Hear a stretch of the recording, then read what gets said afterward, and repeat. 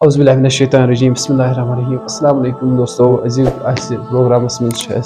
मस्जिद के आदाब इंशाल्लाह करो आज इस पे कथ। उम्मीद छो तुम यीयो पसंद तो इंशाल्लाह अमल तक करो अत पे यमिस न पता आसि युस यमन चीज़न निश बेखबर आसि। अल्लाह ताला छ कुरान करीमस अंदर फरमावन पार 14वें पारे अंदर छ सूरह नूर आयत नंबर 36। अल्लाह ताला छ फरमावन मस्जिद छ अल्लाह ताला सुन घर अम खुद दोयम कथ वन जरूरत अल्लाह ताला फरमोश मोन घर ये सात कुन जाए फैसलाज या ऑफिसरस ब्रोह कन बेहान तो वो कीफियत क्या सोन तरीक क्या बेहनस मज लेकिन तथ बरक्स ये मस्जिद मज मतलब लाइटली निवान तो गुनाहन मज गिर यम सात मस्जिद मज अचो गोडनेथ जानो दुशन खर क्या सुन्नत तो तम पत करो सलाम अगर अम साथ नमाज प्यारान या बांग प्यारान छप बिहित तम सात करो सलाम वरना अगर तम अत मस्जिद मज कहें या हम इबादत मज अल्लाह ताला सं जिक्र मज मशगूर या नमाज मज तम सात करो सलाम यम तरीक सलामु अलैना बि रब्बिना वला इबादिल्लाहि सालिहीन। दोयम चीज दुनिया कथ करो न कह रसूलुल्लाह सल्लल्लाहु अलैहि वसल्लम फरमो युस मस्जिद मज दुनिया कथ कर अल्लाह ताला कर तिज इबादत इस पे खत्म यथ कई आब नारस कर। तो बिकस जाए फरमो रसूलुल्लाह सल्लल्लाहु अलैहि वसल्लम यम सात कह इंसान दुनिया कथ मस्जिद मज करान तो अल्लाह ताला कह फिक्र। मिसाल के तौर पर यह समझा बह ये पे कस उस्तादस निश त्रो बच ोर पे अखा तमो मज मतलब गौर करान क्या यह तहजीब करान क्या उस्ताद सुन यह माना अम सुन कहें अम पे करान अगर एग्जाम खतर यम सात सिलेक्ट कर यह कर अमिस सिलेक्ट कहें तिज पाए ना पुर अम कह ना कह यह दपान अम सज फिक्र मकले मे खास कर अम सुन मोल तमिस अमिस कर ज्यादती कहें पर या ना पर खुश पे अम सज कह फिक्र थावान चाहे वन यह पर या ना पर मे सिलेक्ट कर एग्जामस मज कह। इथे कन अल्लाह ताला फरमावान अमिस बंद सज कहें फिक्र चाहे रात दोहस रोज मस्जिद शरीफस मज। तो रसूलुल्लाह फरमो आखिर जमानस मज आसन लुक मस्जिदन मज दुनिया कथ करान दुनिया कारबार चूरम चीज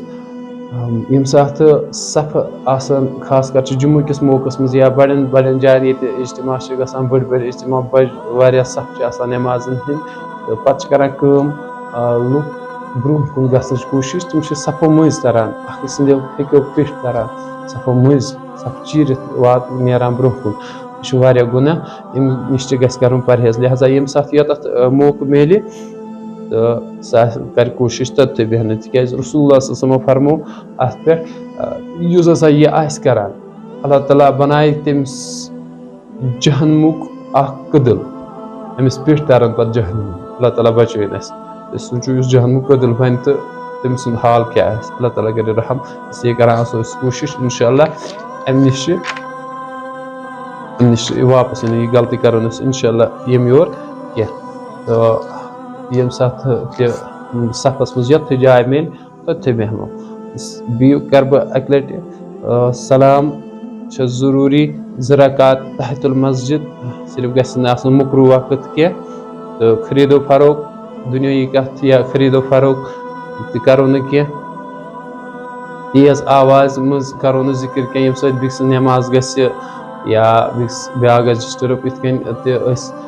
मिसाल के तौर पर साथ इमाम सोब ब्रोह कन दरूद शरीफ करान तो तम सद आवाज थुद करो न कोशिश कह तम सद आवाज बुन बुन थो पन आवाज या जिक्र करान तम साथ करो कोशिश जिक्र लत लत कर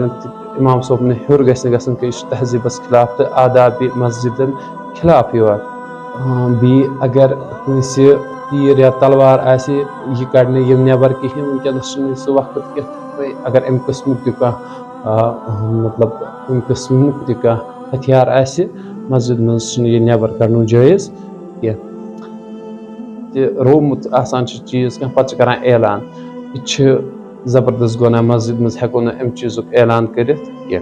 हाँ अगर तथ बरक उलमा किराम वन अगर इंसान सुन मिसाल तौर पर कम बच्चे रावान या कंस इंसानस कह तुथ हिसाब तम साथ जायज़ लेकिन चीज़ अगर रोमुत कत तो यह अमुक ऐलान गि करुन क्या साथ गो युथु वाक़या रसूलुल्लाह सल्लल्लाहु अलैहि वसल्लम फरमो तमिस अल्लाह खुदा बूजिन चून चीज़ न मिलन क्या गो अ रसूलुल्लाह सल्लल्लाहु अलैहि वसल्लम बददुआ यम साथ सफ आसो वुछान पत यम साथ शख्स लेट पहम वुछान सफस मज कम कह जाय तो पत करान कोशिश सफस मज अचन अम सह करान अम सह वातान तकलीफ बाकी नमाजन अम नश करो परहेज सफस मज जबरदस्ती अचो न कह चीज़ थवस याद कुन जाय पे मतलब मस्जिद शरीफस मज कह जाय अत पे करो न लड़ाई कह यत बेहम बह या मिसाल तौर पर आज सर्दी हूँ मौसम कुछ जाए हीटर AC या कुछ किस्म ब्लावर लगित तो पे तम वुचन मूजूब ना अत बेहम लड़ाई करो अत पे यह जायज़ कह तहम चीज़ पन बदनुक कह हिस्से तथ सत लागो गिंदन मिसाल के तौर पर कह ये अथस गिंदान कुछ किस्म पन्निस बदनकिस कुन चीज़ सत लागो न गिंदन कह यह गुनाह पन उंगुज चापुन अड़े आदत इत नाम चापो उंगुज चापुन कुन किस्म अम नश करो परहेज तो 14 नजासत नश रोजो पाक मिसाल के तौर पर अगर बास वजू फुटन खतर